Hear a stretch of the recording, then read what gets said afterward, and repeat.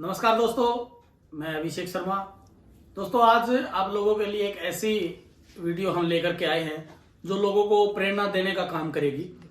आपको एक ऐसे बहुत पुराने मधुमक्खी पालक से मिलवाने जा रहे हैं जिन्होंने मधुमक्खी पालन करने के साथ साथ बहुत सारे युवाओं को रोजगार देने का काम किया, जो घर की स्थिति कमजोर होने के बावजूद भी मधुमक्खी का काम कर पाए और उनको HAU यूनिवर्सिटी या बहुत सारे ऐसे सरकारी यूनिवर्सिटियों से, सरकारी डिपार्टमेंट से मधुमक्खी पालक में सहायक सामग्री जैसे मधुमक्खी के बॉक्स या मधुमक्खी के फ्रेम, इनके ऊपर जो भी सब्सिडियां मिलती हैं उनके लिए बहुत अच्छा काम किया।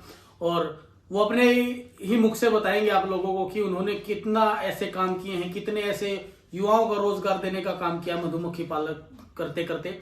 आइए मैं आप लोगों को मिलवाता हूँ मंजीत शर्मा जी से, जो 2000 से कम 2000 सन से काम कर रहे हैं मधुमक्खी पालन का। और आइए जानते हैं आज उनके एक्सपीरियंस। नमस्कार जी सभी दर्शकों।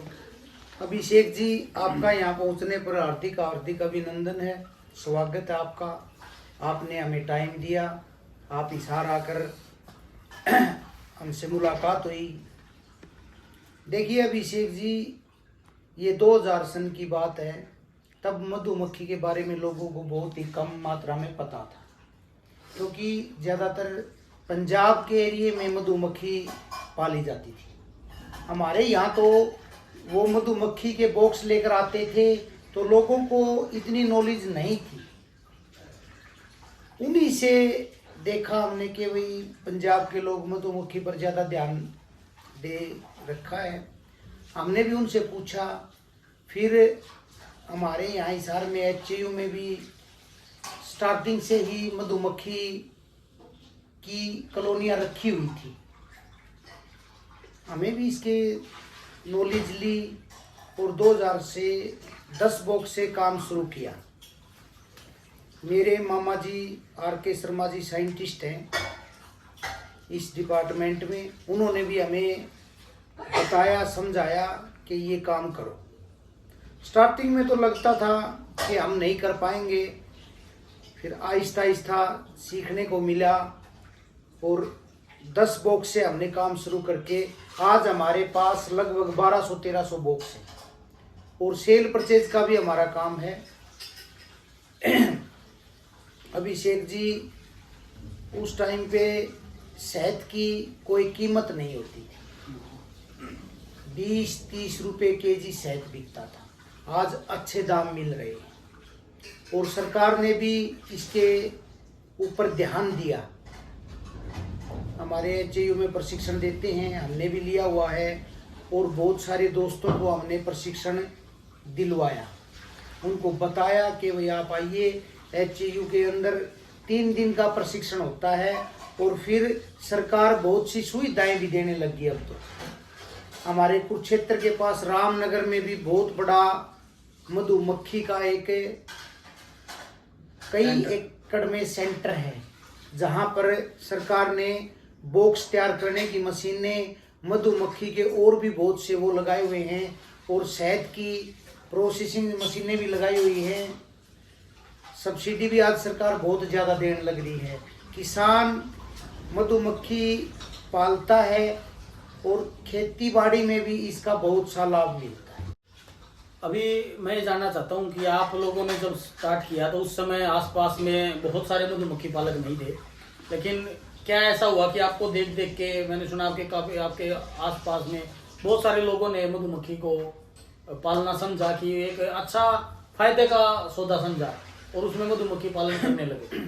अभिषेक जी, गांव में जब हम बॉक्स रखते थे सरसों के मौसम पे, तो वहाँ पर बहुत सारे दोस्त भी थे जिनके पास काम नहीं था। वो हमारे पास आए, उन्होंने पूछा, हमने बताया उनको कि भाई आप भी करिए। हमने उनको समझाया। एक लोगों की थ्योरी होती है कि हम अपने काम को नहीं बताएं, पर हमने गांव वालों को सभी दोस्तों को भी बताया और जो गरीब लोग थे उनको भी सिखाया, साथ में रह के सिखाया और आर्थिक भी मदद की, उनको बॉक्स भी दिलवाई। इसमें बहुत सारी समस्याएं आई होंगी। जैसे मैंने बहुत बार सुना है, हम कहीं मधुमक्खी के बॉक्स रख लेते थे तो बहुत सारे किसान आ जाते थे कि भी हमारी फसलों को खा गई, क्योंकि वो बहुत पुराना जमाना था। बहुत एडवर्टाइजमेंट नहीं होती थी कि मधुमक्खी पालन से परागकण बढ़ता है, खेती बढ़ती है, तो ये समस्याएं भी आप लोगों को देखनी पड़ी होंगी। हाँ, बहुत ज्यादा देखनी पड़ी अभिषेक जी, क्योंकि गांव में ये पता नहीं होता था। बहुत ही कम लोगों को, पढ़े लिखे लोगों को पता होता था कि मधुमक्खी के, जो हमारी मधुमक्खी है फूल पर काम करेगी, उससे बहुत ज्यादा फायदा होगा, पोलिनेशन बढ़ेगा, पोलिनेशन बढ़ेगा। गांव वाले तो ये समझते थे कि ये फूल को चूस लेगी तो इसमें बीज नहीं बनेगा, पर ऐसा नहीं होता, क्योंकि उससे तो पैदावार बढ़ती है। वही मैं आप लोगों को बता दूं दोस्तों, मधुमक्खी पालन से जो मधुमक्खी फसलों पर जाएगी तो पोलिनेशन करती है, पराग मेल से फीमेल में मिलाती है और उससे प्रोडक्शन बढ़ती है। 25 से 40% तक की प्रोडक्शन बढ़ सकती है। तो एक सबसे बड़ी जो समस्या रही होगी उस समय की, क्योंकि अब तो डिजिटल माध्यम है, बहुत सारी चीजें हैं, उस समय शहद को बेचना कितना मुश्किल था और किन लोगों तक आप शहद देते थे कि आज निकाल लिया, कौन उठा के ले जाता था शहद? अभिषेक जी, पहले शहद बिकता ही नहीं था। थोड़ा बहुत शहद कोई जरूरतमंद ले जाता था जिसको दवाई में डालना होता था, और हमारे खेतों में भी पैदा होता था, जैसे कपास के जो हम मरीडे लगा देते हैं बनसटी के, उनमें भी। लेकिन पेस्टिसाइड की वजह से हमारी वो मक्खी खत्म हो चुकी है। अब तो पालतू मक्खी ही शहद बना रही है, या फिर कोई इक्का दुक्का पैडी माल की मक्खी होती है जो बड़ी मक्खी होती है, लेकिन उसका लोग शहद लेना पसंद नहीं करते। और रही बात दिक्कत की, दिक्कत आज भी आ जाती है कभी कभी, तो क्योंकि अब पेस्टिसाइड से मक्खियां बहुत ज्यादा मर रही है। वो बात तो अब खत्म हो चुकी है, क्योंकि लोगों को पता लग गया कि मधुमक्खी से फसलें खराब होती हैं। क्योंकि जब सरसों की बिजाई होती है तो यूनिवर्सिटी वाले या वो जो बहुत बड़े बड़े व्यापारी हैं, बीज पैदा करते हैं सरसों का, वो तो खुद मधुमक्खी को वहाँ पे उस जिस एकड़ में सरसों लगा रखी है वहाँ पे हमें बोल के रखवाते हैं और पैसे भी देते हैं। तो मैं किसान भाइयों से भी अपील करना चाहूँगा कि पेस्टिसाइड बहुत कम मात्रा में करें, कोशिश करें कि नहीं ही करें, क्योंकि जो पर्यावरण को बचाने का काम कर रही है मधुमक्खियाँ हैं। अगर वही मर गई तो एल्बर्ट आइंस्टाइन जो हमारे वैज्ञानिक हुए हैं, उनका कहना है कि अगर पृथ्वी से मधुमक्खियाँ खत्म हो गई तो मानव जीवन लगभग 4 साल के अंदर ही खत्म हो गया। तो आज मैं बताना चाहता हूँ, मंजीत जी का पूरे भारत में शहद की सप्लाई है और ये हिसार में रहते हैं, तो बड़ा अच्छा शहद में काम कर रहे हैं। और आप युवा साथियों को क्या कहना चाहेंगे, ये काम अभी किस तरीके से करना चाहिए, क्या क्या इसमें सुख सुविधाएं हो सकती है? देखिए, मैं युवा साथियों को यही कहूँगा कि निराश होने की ज़रूरत नहीं है, न बेरोजगार समझे अपने आप को। आप हमारे हिसार HAU यूनिवर्सिटी के अंदर आइए, यहाँ 3 दिन का प्रशिक्षण होता है, अखबार के द्वारा हमें पता लग जाता है। वैसे भी मेरा नंबर है, मैं बता दूंगा, क्योंकि मेरे वहाँ पर डॉक्टर साहब से लिंक हैं, वो बता देते हैं कब प्रशिक्षण होगा। और आप हमारे पास प्रैक्टिकल भी सीख सकते हैं, और जो भी किसी चीज़ की मदद होगी हम तैयार हैं मदद करने के लिए। और आपको सब्सिडी भी मिलेगी, क्योंकि आजकल सरकार ने, अभिषेक जी, बहुत ज़्यादा ध्यान दे रखा है, एक बजट बना दिया सरकार ने। और पहले तो शहद कंपनियां खरीदती थी, अब सरकार जैसे सरसों खरीदती है, गेहूं खरीदती है और बाजरा खरीदती है, ऐसे शहद का भी अपना वो बनाने लग रही है।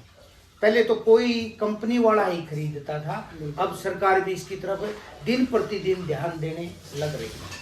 तो मैं इस वीडियो के माध्यम से आप लोगों को ये भी बताना चाहता हूँ कि सरकार की तरफ कम से कम झुकाव करें, क्योंकि अपने आप में ही एक उद्यमी बने और अपने शहद को, अपने प्रोडक्ट को खुद पैक करके एक अच्छे मार्जिन में, एक अच्छे रेट में जब आप देंगे तो लोगों का स्वास्थ्य भी सुधरेगा, जब ओरिजिनल चीज किसान से, उत्पादक से सीधी कंज्यूमर तक जाएगी, और आप लोगों की आर्थिक स्थिति भी मजबूत होगी जब आप उसको अपने माध्यम से पैक करके बेचना आरंभ करेंगे। तो अगर आप लोगों को वीडियो पसंद आई हो तो ज़्यादा से ज़्यादा शेयर कर दीजिए। मंजीत जी का नंबर नीचे चल रहा है, इस नंबर पर आप किसी भी इंक्वायरी के लिए कॉल या मैसेज कर सकते हैं। आप लोगों का बहुत बहुत धन्यवाद।